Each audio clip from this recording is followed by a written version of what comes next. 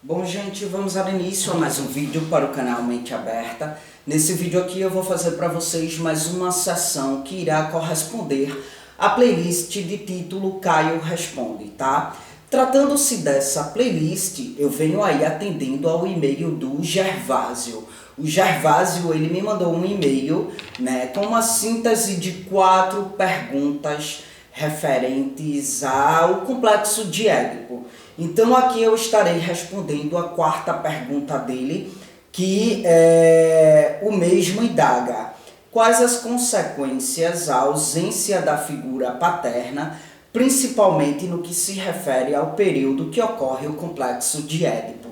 Então vejam, eu gravei a primeira parte, né, para dar conta de responder essa pergunta. Está aqui dentro da playlist Caio Responde. E aqui eu vou dar início à segunda parte, para que eu possa findar a resposta concernente a essa pergunta, tá? Vimos anteriormente que a relação mãe e criança consiste em um assujeitamento da criança aos caprichos desse grande outro, que nesse caso, esse grande outro é a mãe. Então, nesse sentido, será preciso que esse grande outro, né, que é a mãe, ou a pessoa que exerce a função materna, será preciso que essa mãe verse o pai, será preciso que essa mãe, ela fundamente esse pai, onde esse pai será o mediador da lei, ou seja, isso é um feito que vai para além dos caprichos da mãe. Um terceiro precisa ser fundado, um terceiro precisa ser instituído para que a criança, enquanto sujeito, transcenda essa configuração inicial de sujeição ao grande outro, tá? Se você não assistir a parte 1, você vai ter um entendimento defasado a respeito do que eu estou falando. Então, se você não assistiu a parte 1, é importante que você vá lá, assista com bastante atenção, para que você tenha uma compreensão clarificada acerca do que eu estou falando aqui nessa parte 2, certo? Então vejam, o pai, ele advém como uma possibilidade para esse ser humano ser constituído como sujeito, para que esse ser humano venha se constituir como sujeito. Então, gente, esse pai, ele é um delineador da privação dessa criança enquanto objeto de desejo da mãe. Ele precisa sair desse lugar de objeto de desejo da mãe para então tomar o seu lugar de sujeito. Então o pai faz sucumbir essa criança desse lugar de objeto e dá a ela o lugar de sujeito, tá? Então o pai, na teoria psicanalítica, ele é esculpido como esse terceiro que vai intervir nessa relação mãe-criança, né? Porque sim, esse pai, ele é um delineador dessa alteridade, ou seja, ele é um delineador dessa diferenciação constitutiva.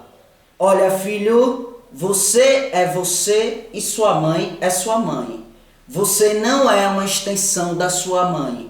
Você não é um fragmento da sua mãe. Você é um sujeito faltante e não. Sua mãe não é o complemento dessa falta. Essa falta, ela é inerente e nada vai suprir essa falta, né? E é essa falta que te mantém desejante. Você não é o falo da sua mãe. Você não pode continuar desejando a sua mãe. E é assim que esse pai instaura a incompletude constitutiva do sujeito e esse grande outro.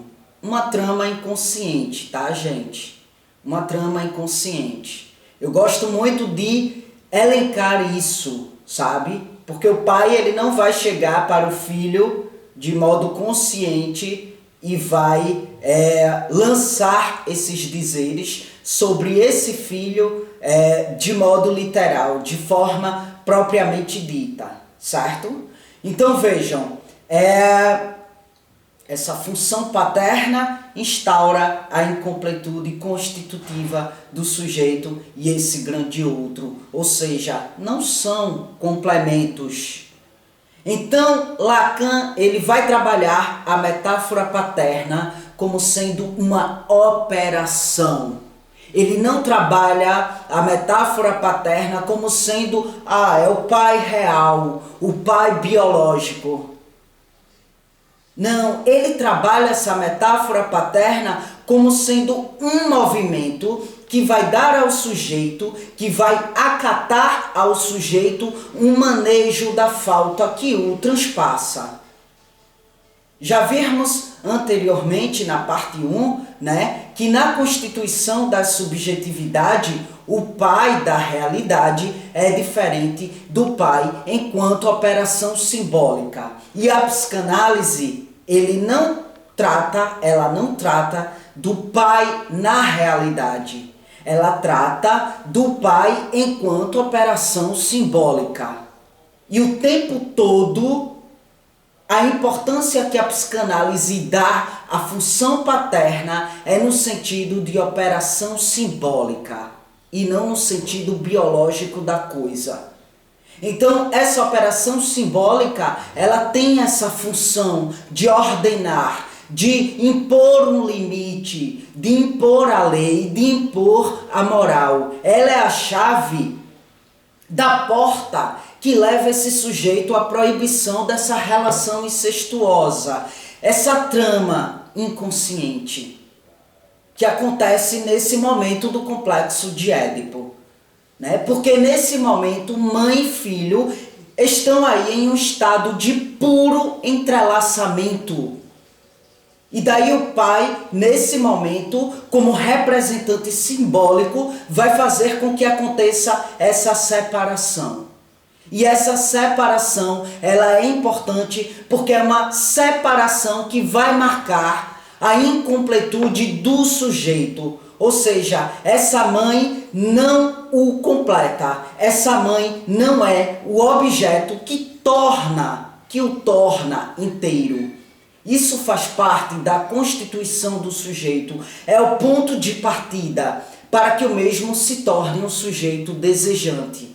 Porque aí ele descobre como sendo um sujeito munido de uma falta, e é essa falta que o tornará desejante. Porque se o mesmo fosse inteiro, não tinha o que desejar.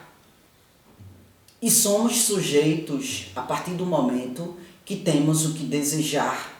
Então é de fácil percepção o quanto que esse pai simbólico tem um papel importante nesse processo edipiano, porque ele marca essa interdição do incesto. Não tem como falar do complexo de Édipo sem o pai. Não existe, como diz Lacan, a questão do Édipo sem o pai, sem introduzir de modo muito essencial a função paterna. Mesmo nos casos em que não esteja presente o pai real, o pai biológico, mas a função paterna, ela precisa estar presente. E essa função paterna, para estar presente, irá muito e muito depender do discurso da mãe. Tudo vai depender de como esse pai é falado por essa mãe.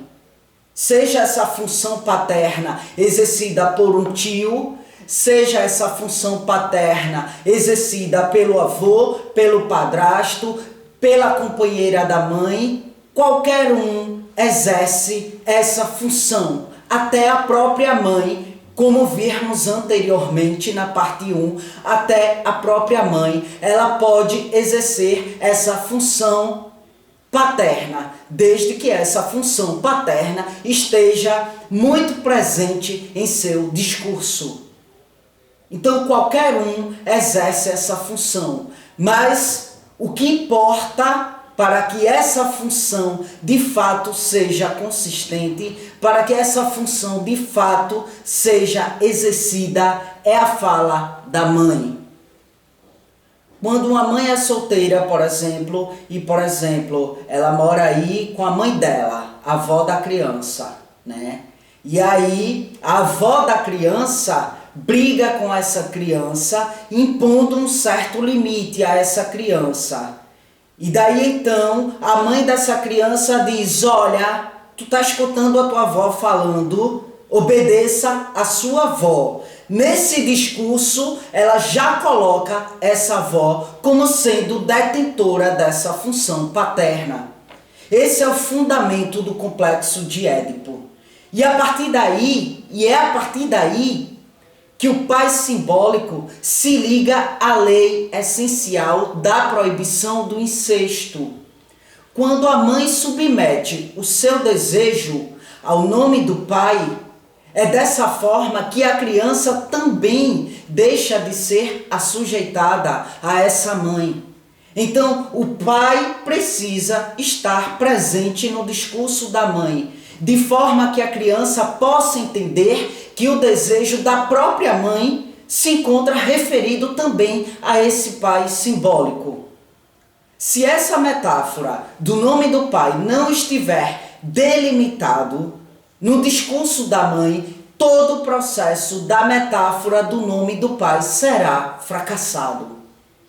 Então, quando essa avó tenta impor um limite ao neto e a mãe dessa criança vai contra ao discurso da avó da criança, que está tentando impor um limite a essa criança, né? E de repente, a mãe dessa criança tem sempre essa postura de proteger o filho das limitações da avó, das limitações que a avó tenta impor a ele. Então aí ela já está fazendo fracassar a instauração da lei do pai, o efeito do nome do pai na constituição subjetiva dessa criança. Daí Lacan, para dar patente a esse fracasso, ele trará o conceito de foraclusão, onde a foraclusão irá consistir na anulação simbólica desse processo.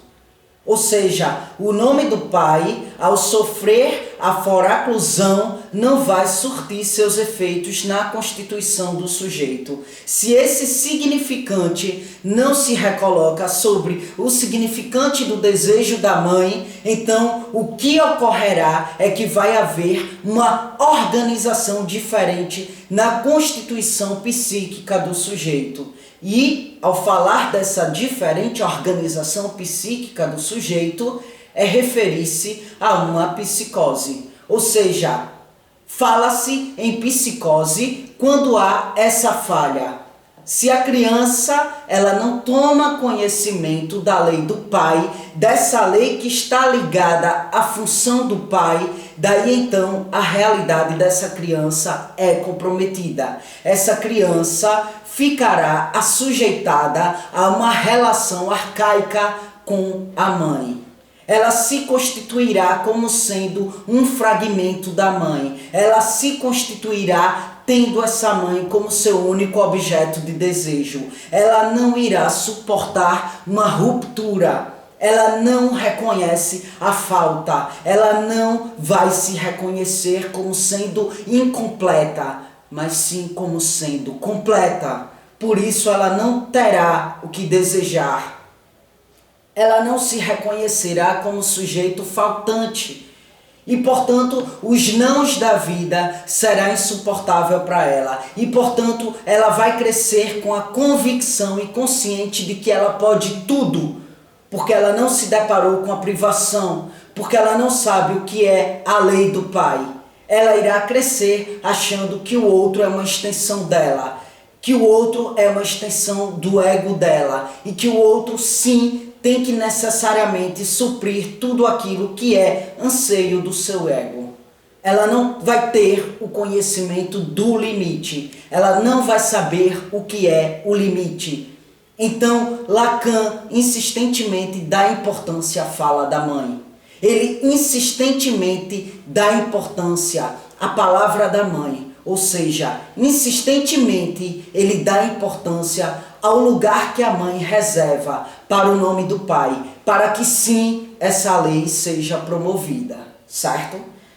Então é isso, gente. Espero que eu tenha conseguido responder de forma clara, né, as consequências da ausência da lei do pai, sobretudo no que se refere ao período que ocorre o complexo de Édipo, tá bom? No próximo vídeo, tratando-se da playlist Caio Responde, eu vou responder a uma questão proposta aqui por uma seguidora, onde ela diz assim: a questão da mãe aqui é em Freud ou em Lacan, como função paterna e materna? Então, o filho homossexual, a responsabilidade é da mãe?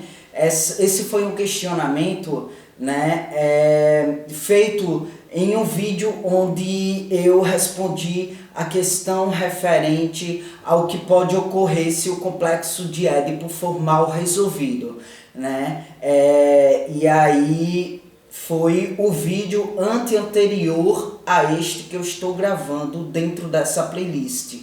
Então, na próxima sessão, tratando-se dessa playlist, eu vou trazer essas pontuações que é muito importante, né? Onde ela pergunta se eu me refiro à mãe em Freud ou em Lacan como função paterna e materna, e aí ela questiona, então o filho homossexual, a responsabilidade é da mãe? Eu vou explorar isso aqui no canal, que é bastante interessante, tá? É isso, gente. Aqui embaixo, na descrição do vídeo, você vai encontrar aí informações adicionais, como meio de contato comigo, que é por e-mail. Você vai encontrar o meu blog do Caos ao Nirvana, você vai encontrar o meu Instagram, certo? Para quem quiser me acompanhar de perto. E você vai encontrar aí meus outros dois canais, Caio e Seus Diálogos e o canal Só Psicanálise, tá bom? Então fiquem à vontade para visualizar aí o que está descrito na descrição do vídeo, tá bom? Obrigado mais uma vez pela atenção de vocês e até as próximas gravações.